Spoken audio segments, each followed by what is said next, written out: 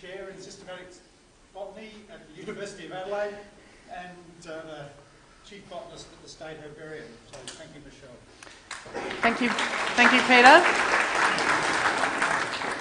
So when we conceived of doing this symposium, we had a vision that it would be associated with the year of celebration of our 60th anniversary, which we began in December 2014. We didn't quite make that deadline, but I'm really proud and excited by the fact we could combine it with this symposium and conference where we've got so many great speakers. For those of you who saw the 3 plenaries this morning, some really interesting and inspirational science, including some really, really good botany. So that was, I think, an added bonus. We've got 26 presentations over the next 2 days, where we've got mostly invited speakers who we asked to give presentations on a number of themes that we thought would make up a really good set of talks that give us context for botany, particularly focused around South Australia, but botany in the past, the present and into the future. The reason we chose this past, present, future theme is I think it reflects nicely the role of institutions such as herbaria, botanic gardens, universities, where we all build on the past, the historic context that provides points of reference. It gives us a foundation to build upon. And our busy day-to-day lives that we work with, our projects, initiatives, targets, goals, jobs, whatever, gives us often a very myopic view on what's happening in the field. So it's really great every now and then to take a little bit of a step back and find out where we've come from and where we might be going. And we have a number of talks over the next 2 days also where the theme is to look at what might happen in the future and ways forward. So I think there's lots of scope for everyone to learn something. There's lots of scope for people to see ways that they can build on each other's ideas, strengths and new initiatives that might come out of it.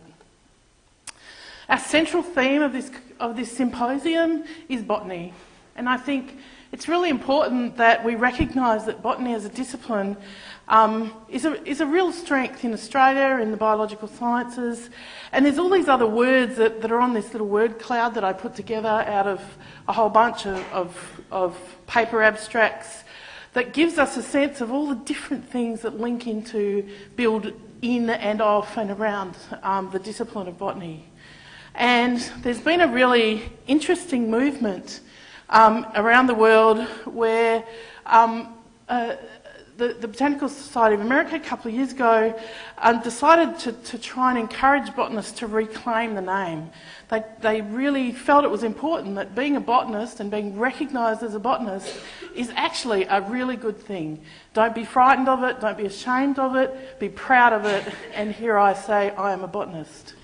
I think it's also really exciting that we're now seeing people of all generations of scientists and community members, all sorts of people putting their name up and saying, I'm a botanist. And I think this idea that recognising an association, even if you are also an ecologist or an evolutionary biologist or something else, a businessman, it doesn't matter. The fact that we do recognise the synergy of working in this discipline of botany is a really great thing. And so I encourage you all to be a botanist as well. There's been a long association between botany and herbaria. In fact, the discipline of botany largely came out of a tradition of collecting plants, recognising it and building classifications and taxonomy. And it's a really important role, I think, that herbaria play in being a foundation upon which a lot of botanical science, but also biological and other sciences are built. And this very foundational role is something, again, that I think we need to recognise and value in a more explicit way. And again, over the next 2 days, you're going to hear a bunch of talks about and including the value for institutions such as herbaria. In December 2014, we had a really wonderful celebration recognising the 60th anniversary of the State Herbarium of South Australia. Now, although 60 years, I think, particularly in a modern context, is a long life for an institution, particularly one embedded in government, I think the tradition of a herbarium or herbarium activities in South Australia dates back to the earliest of our institutions. And again, you'll hear some of this in a couple of our talks. And we've got this rough timeline. It dates back to the first European collections of plants during the Flinders and the Bodone expeditions. And we were lucky enough to have some of those collections in our herbarium, which were repatriated from the British Museum. But there's been substantial periods of collection throughout the history of South Australia, including the earliest curator, I think his name was, of the Botanic Gardens. I don't know why. He's the guy in charge of the Botanic Gardens.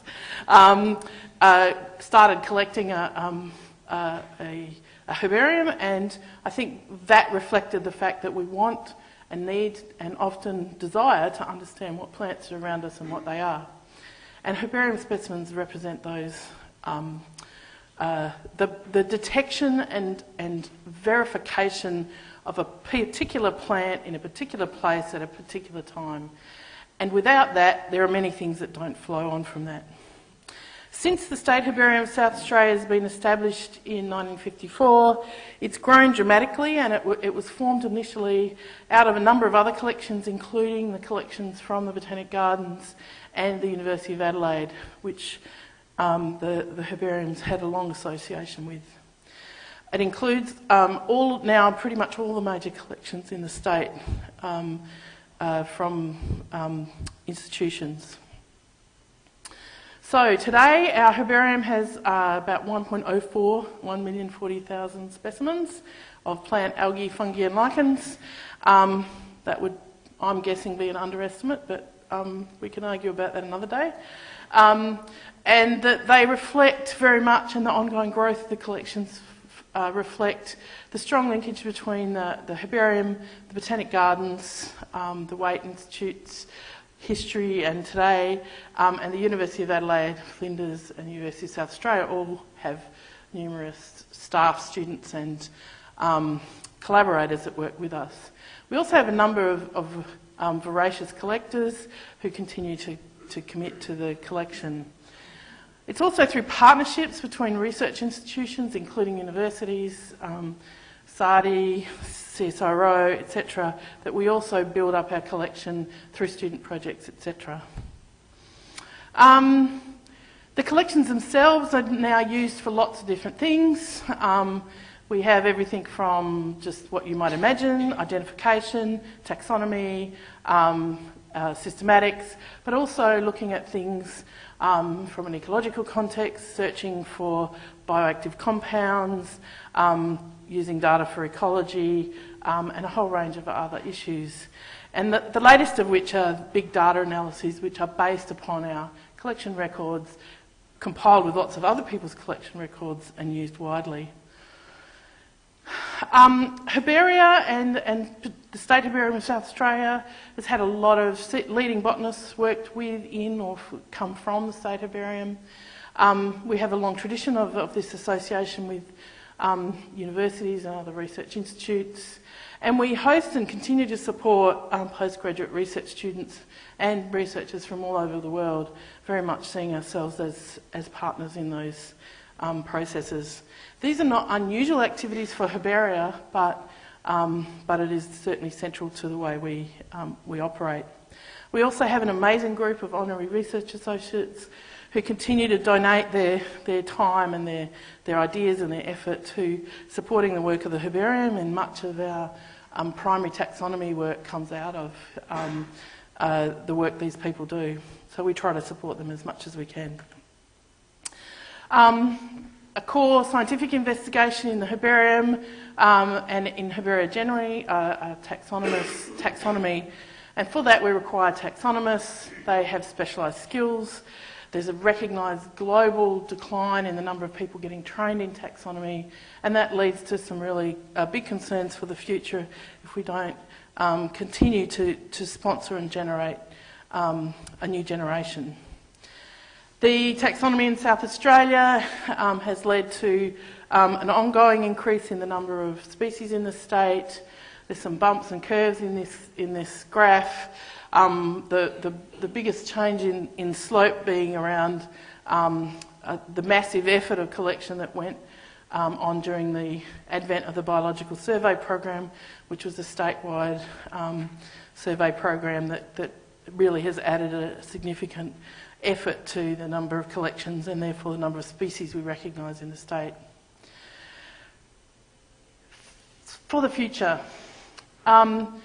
we're seeing today that taxonomic works are being enhanced through the application of novel techniques, including the molecular genetics in particular, and we saw the so-called DNA barcoding revolution in the 2000s. We're seeing a next-generation sequencing revolution going on now, and we'll see the next stage will be the application of genomics in the future.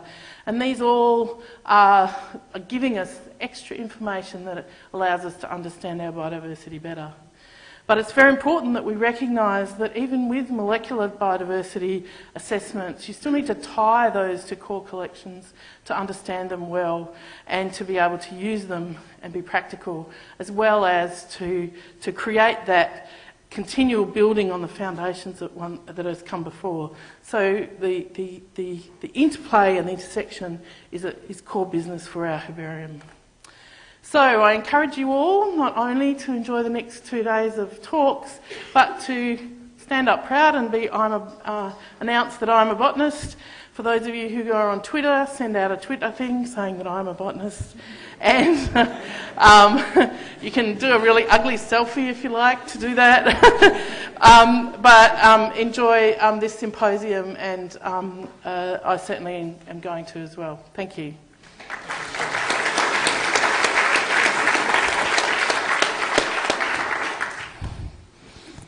One quick question, if anyone has anything.